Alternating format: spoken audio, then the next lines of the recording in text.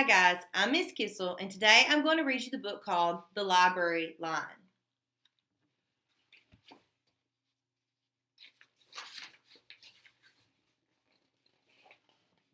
One day, a lion came to the library.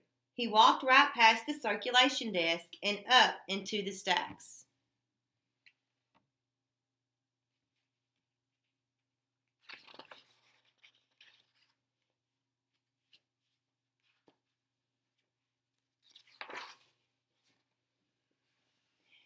Mr. McBee ran down the hall to head librarian's office. Miss Merriweather, he called. No running, said Mrs. Merriweather without looking up. But there's a lion, said Mr. McBee, in the library.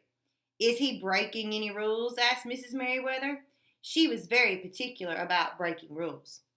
Well, no, said Mr. McBee, not really. Then leave him be, she said.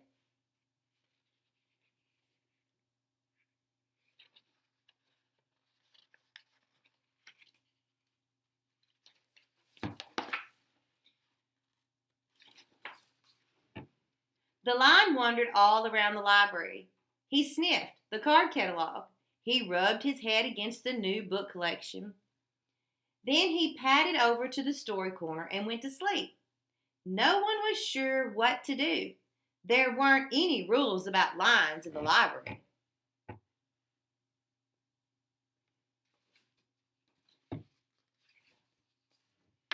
Soon it was time for story hour. There weren't any rules about lions at story hour either. The story lady seemed a little nervous, but she read out the first book's title in a good, clear voice. The lion looked up, and the story lady kept reading.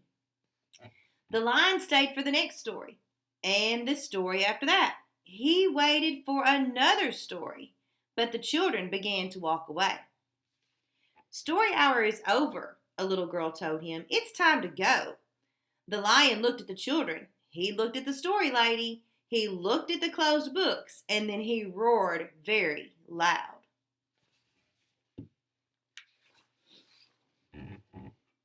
Mrs. Merriweather came striding out of her office. Who is making that noise? She demanded. It's the lion, said Mr. McBee. Miss Merriweather reached over to the lion.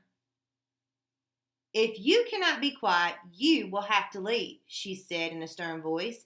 Those are the rules. The lion kept roaring. He sounded sad. He sounded so sad. The little girl tugged on Mrs. Merriweather's dress. If he promises to be quiet, can he come back for story hour tomorrow? She asked. The lion stopped roaring, and he looked at Mrs. Merriweather. Mrs. Merriweather looked back. Then she said, Yes, a nice, quiet lion would certainly be allowed to come back for story hour tomorrow. Hooray, said the children.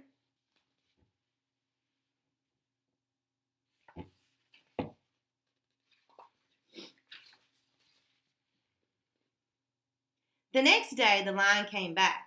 You are early, said Mrs. Merriweather. Story hour is not until 3 o'clock. The lion did not budge. Very well, said Mrs. Merriweather. You might as well make yourself useful. So she sent him off to dust the encyclopedias until it was time for story hour. The next day, the lion came early again. This time, Mrs. Merriweather asked him to lick all the envelopes for the overdue notices.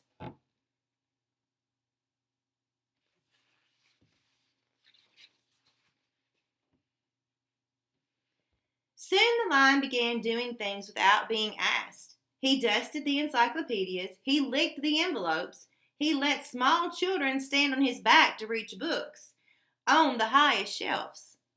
Then he curled up in the story corner to wait for story hour to begin.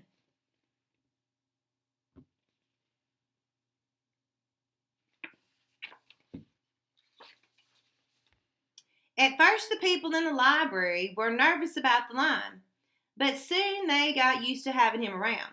In fact, he seemed very well suited for the library. His big feet were very quiet on the library floor. He made a comfy backrest for the children at story hour. And he never roared in the library anymore. What a helpful lion, people said. They patted his soft head as he walked by. How did we ever get along without him? Mr. McBee growled when he heard that. He had always gotten along fine before. No lines were needed. Lions, he thought, could not understand rules. They did not belong in the library.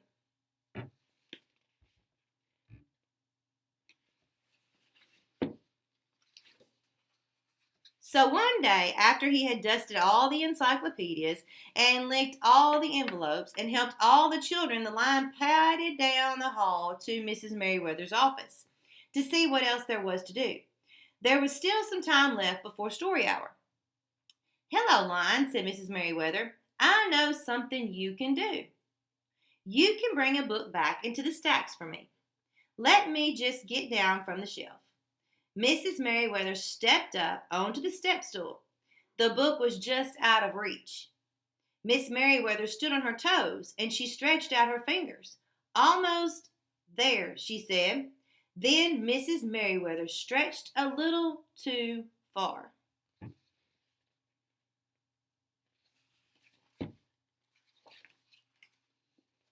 What do you think happened to Mrs. Merriweather?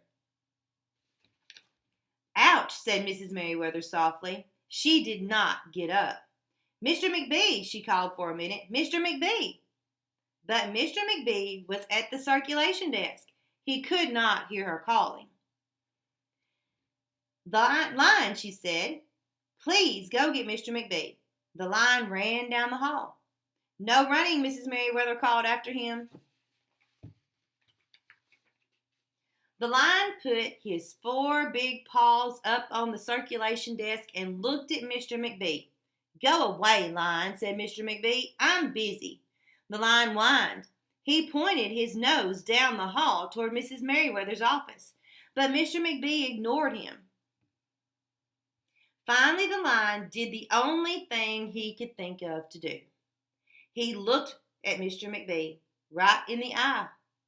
Then he opened his mouth very wide, and he roared the loudest roar he had ever roared in his life. So loud that it blew Mr. McBee's glasses off. How do you think the lion was feeling right now? Probably very frustrated because Mr. McBee is not listening to him. Mr. McBee gasped. "You're not being quiet," he said to the lion. "You're breaking the rules." Mr. McBee walked down the hall as fast as he could. The lion did not follow him. He had broken the rules, and he knew it. He knew what he had done, and he knew what that meant. He hung his head and he walked toward the doors. Mr. McBee did not notice Mrs. Merriweather. He called as he walked, "Mrs. Merriweather, the lion broke the rules. The lion broke the rules." That's all he's worried about is the lion broke the rules.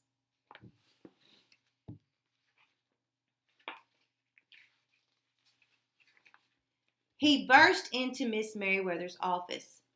She was not in her chair. "Mrs. Merriweather?" he asked. "Sometimes," said Mrs. Merriweather from the floor behind her desk, "there is a good reason to break the rules, even in the library. Now please go call a doctor. I think I've broken my arm."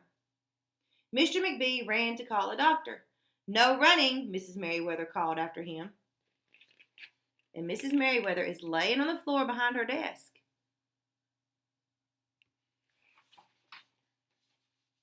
The next day, things were back to normal, almost. Miss Merriweather's left arm was in a cast.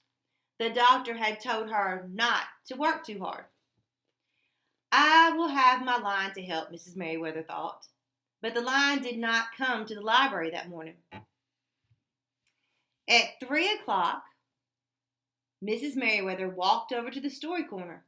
The story lady was just beginning a story for the children, and the lion was not there.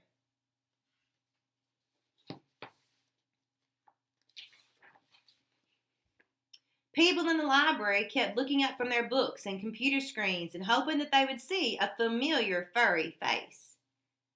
But the lion did not come that day. The lion did not come the next day either, or the day after that. They're all in the library and they're missing the line.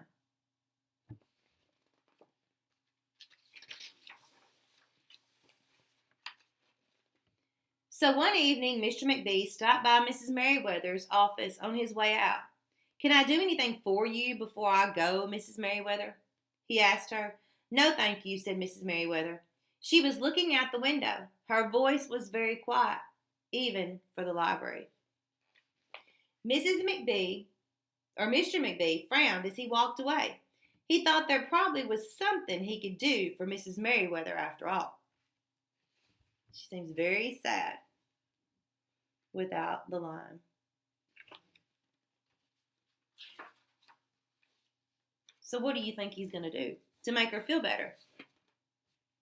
Mr. McBee left the library, but he did not go home. He walked around the neighborhood. He looked under cars. He looked behind bushes. He looked in backyards and trash cans and tree houses. Reckon what he's looking for.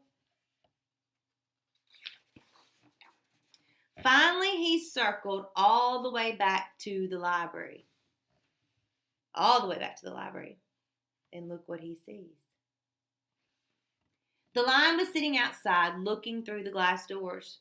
"Hello, line," said Mr. McBee. The line did not turn around. "I thought you might like to know," said Mr. McBee, "that there's a new rule at the library. No roaring allowed unless you have a very good reason. Say, if you're trying to help a friend who's been hurt, for example." The lion's ears twitched. He turned around, but Mr. McBee was already walking away. The next day, Mr. McBee walked down the hall to Miss Merriweather's office. "What is it, Mr. McBee?" asked Mrs. Merriweather in her new, sad, quiet voice. "I thought you might like to know," said Mr. McBee, "that there's a line in the library."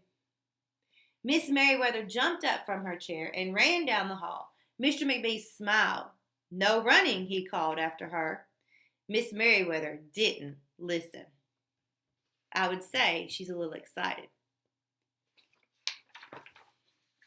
Sometimes there was a good reason to break the rules, even in the library.